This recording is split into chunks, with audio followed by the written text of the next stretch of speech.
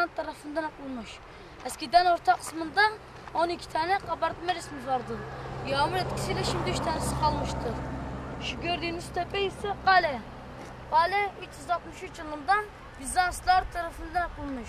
Bu kalenin üstünde Küçük Saray, Büyük Saray, Ulu Cami ve binlerce mağara bulunuyor. En köşesindeki penceresi bunlar var ya, orası Küçük Saray. Küçük Saray 1328 yılında Eyüp Sultan Mücrettin Muhammed tarafından Mardin Artuk oğullarından Hasankeyf'e getirilmiş bir gelin için yaptırılmış. Bunun tavanı küplerle çevrili. Bu küplerin özelliği ise dışarıdaki sesi içeriye verir ama içerideki sesi dışarıya vermiyor.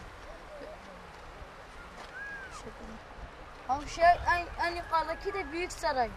Büyük Saray kimler tarafından ve ne zaman kurulduğu bilinmiyor. Ancak 2 katlı olduğu tahmin ediliyor. Alt katı depo ve zindan olarak kullanılıyordu. Üst katı ise hüküm saray. Kalenin karşısındaki bayraklar üstü açılıyorlar ya. Orası da derphane. Eskiden Anadolu'da ilk para bastırılan yerdir. 1111 yılında Artuklu Fahrettin Karaslan tarafından yapılmış. Şu karşıdaki kümbet ise Zeynel Bey Türbesi. Akkoyunlu Uzun Hasanoğlu Zeynel Bey Türbesi'dir. 1473 yılında Akkoyunlular tarafından yapılmış. Akkoyunlu Uzun Hasan ile Fatih Sultan Mehmet Erzincan yakınlarındaki Otlukbeli Savaşı'nda savaşırken Akkoyunlu Uzun Hasanoğlu Zeynel Bey şehit düşüyor ve mezarda şu karşıda görünüyor. Şuradaki türbe ise İmam Abdullah Türbesi. Peygamberimizin amcasının Cafer Diyar'ın torunlarından İmam Abdullah Türbesi'dir.